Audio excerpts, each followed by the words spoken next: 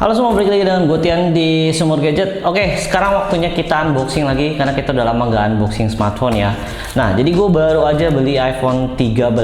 Sebelumnya kayaknya beberapa tahun lalu gue udah sempat review juga iPhone 13. Nah, kenapa gue beli sekarang? Karena harganya makin worth it lagi. Ini gue beli di harga 8 jutaan dan ini garansi resmi Indonesia, baru.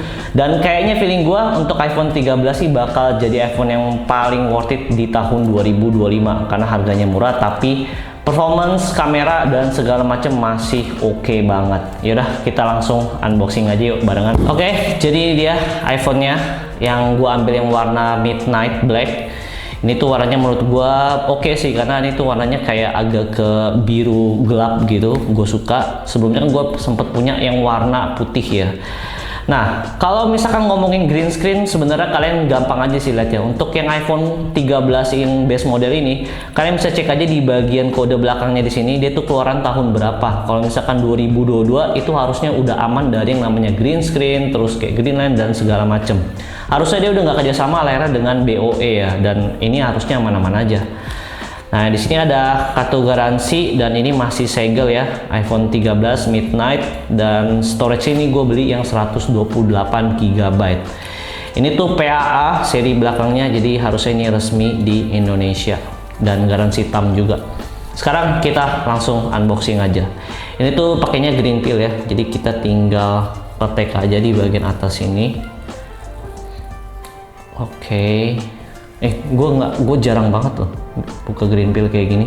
Biasanya kalau misalnya gue ambil di store itu tokonya yang buka gitu, salesnya gitu yang buka. Gue jarang buka kayak gini yang sendiri gitu. Oke.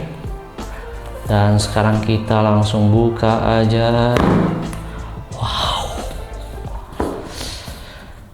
Ya, ini dia unitnya.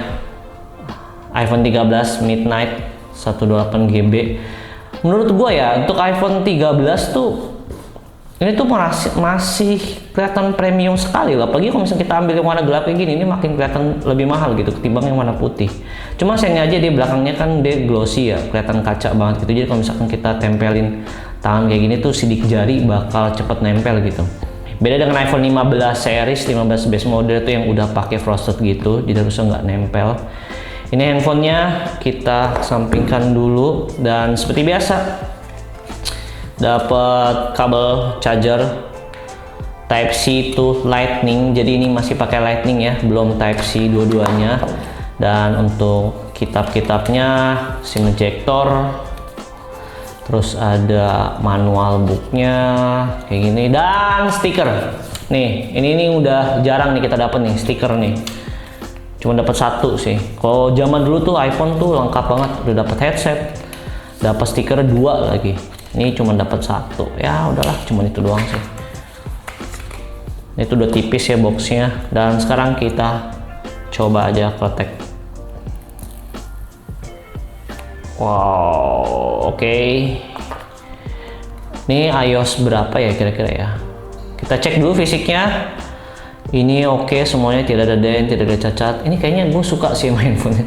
Gue malah lebih suka handphone ini loh, desainnya menurut gue ya, ketimbang iPhone 15 Pro gue loh. Ini iPhone 15 Pro lagi gue pakai rekam di atas untuk tampilan bagian atasnya. Sekarang kita nyalain aja. Oke, nyala. Sekarang kita setting dulu. Oke, jadi ini udah gue selesai setting-setting, dan ini sebenarnya adalah hari kedua. Jadi semalam gue nunggu tempered glass dan juga case-nya sekalian datang gitu, karena menurut gue ini case yang sebelumnya gue punya itu udah nggak oke. Jadi akhirnya gue beli case lagi, dan ini harganya kemarin gue beli kalau nggak salah di 50 ribuan lah. Begitu pula dengan tempered glass-nya, jadi biar aman gitu, biar tahan gores lah. Sebelum gue bahas ke unit handphonenya, ini gue mau bahas dulu yang sebelumnya gue udah bilang ke kalian bahwa ini tuh bakal jadi HP iPhone yang paling worth it untuk dibeli di tahun 2025.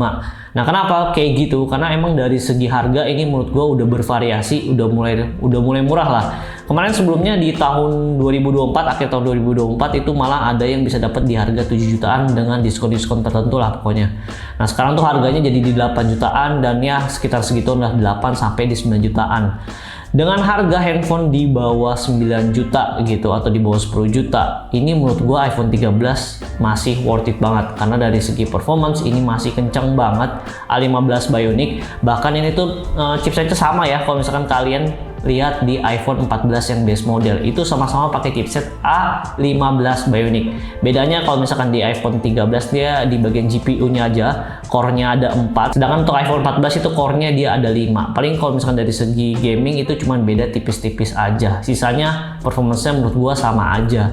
Nah, untuk harga iPhone 14 sendiri itu kan masih mahal ya. Kalau misalkan gua cek di marketplace itu di 12 jutaan, sedangkan untuk iPhone 13 ini udah di 8 jutaan, jadi gap harganya lumayan cukup jauh. Itulah kenapa makanya gue bilang untuk iPhone seri-seri ganjil menurut gue bakal worth it banget untuk dibeli ketimbang yang seri-seri genap. Entah kenapa Apple tuh selalu gitu, kalau misalkan update di seri genap tuh kurang oke gitu peningkatannya gitu, paling cuman nambah-nambah dikit aja, sedangkan untuk yang seri-seri ganjilnya itu performance-nya peningkatannya lumayan cukup jauh gitu dari segi kamera, performance, dan lain-lain gitu. Nah lalu nih buat kalian yang sebelumnya pakai iPhone 11 juga, kalau misalnya kalian mau beli ke iPhone 13 menurut gue peningkatannya juga cukup jauh ya, karena gue masih punya iPhone 11 sampai saat ini dan udah di-update ke iOS 18, dan menurut gue kayaknya untuk iPhone 11 di tahun ini tuh di posisi iOS 18 ya, itu tuh kayaknya udah di batas ambangnya deh. Jadi pas gue coba untuk multitasking banyak program itu dia udah mulai agak sedikit lemot, udah mulai agak sedikit keteteran. Ya kayak gitulah.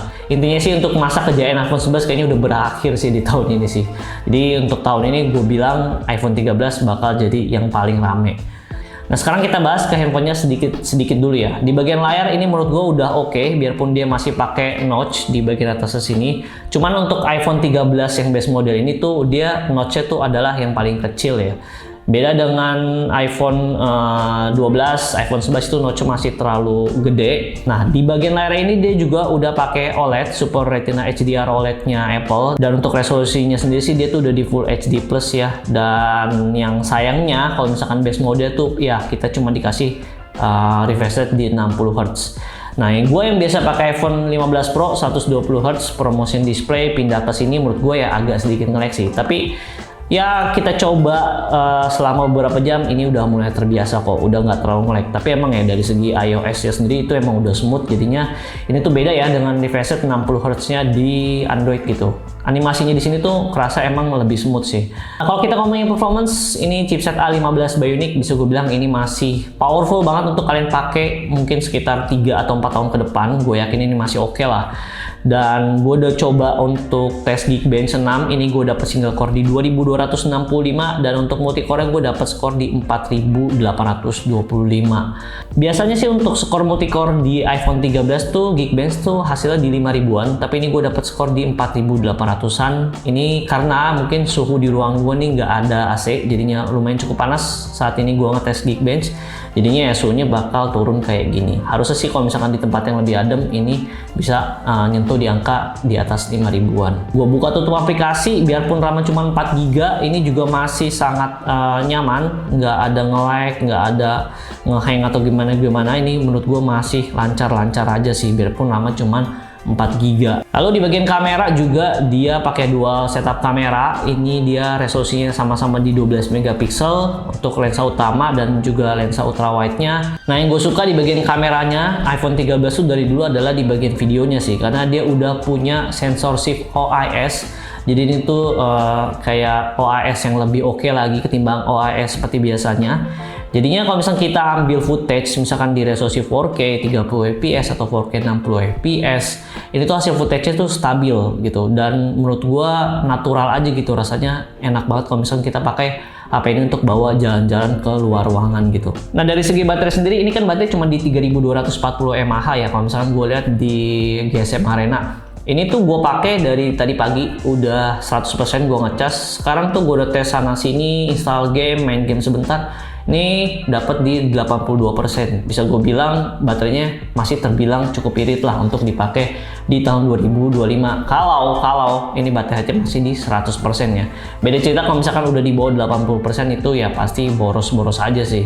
Paling kurangnya aja sih kalau misalkan di tahun 2025 ya, karena ini udah pada pakai USB Type-C ya, generasi terbarunya. Ini dia masih pakai Lightning dan ini ngecasnya lumayan cukup lama sih. Lalu di bagian tombol mute-nya dia belum ada action button, dia masih tombol mute seperti biasa, dan ya menurut gue ini nggak masalah lah, karena ini adalah icon dari iPhone yang sebelumnya. Selanjutnya yang mau gue bahas juga di bagian soal green screen ya, karena kan dari kalian sebenarnya banyak juga yang khawatir kalau misalkan beli iPhone 13 tuh bakal kena green screen atau enggak. Sebenarnya kalian bisa pastiin aja deh untuk pembuatan daripada iPhone-nya. Kalau misalkan pembuatannya udah mulai tahun 2022, ini harusnya udah aman dari yang namanya green screen, karena itu harusnya dia tuh udah nggak kerjasama dengan BOE lagi gitu bagian layarnya. Ini harusnya untuk layarnya tuh kalau nggak dari Samsung ya LG gitu, harusnya itu aman-aman aja. Tapi pastiin lagi ke seller kalau misalnya kalian mau beli, entah itu kalau misalnya kalian nggak mau beli di official store resmi gitu, kalian bisa tanya aja ke seller langsung apakah ini batch yang terbaru atau enggak. Usahain kalian pilih batch yang terbaru biar aman dari yang namanya green screen. Oke, paling segitu isi dari gua di video unboxing kali ini. Nanti kedepannya gua akan bikin konten-konten tentang iPhone 13. Gua akan compare juga dengan iPhone yang gue punya, kayak misalkan iPhone 15 Pro, terus ada iPhone 11 juga. Nanti akan gue compare hasil kameranya ke kalian biar konten untuk iPhone 13 ini tuh jadi lebih panjang lagi. Oke, jadi ditunggu aja. Jangan lupa subscribe ya, dan jangan lupa juga nyalain tombol loncengnya biar kalian nggak ketinggalan video-video terbaru dari gua. Dan jangan lupa juga mampir ke IG atau TikTok Sumber Gadget karena gue sering berbagi banyak tips and trick juga di sana. Gua Tim dari Sumber Gadget, pamit.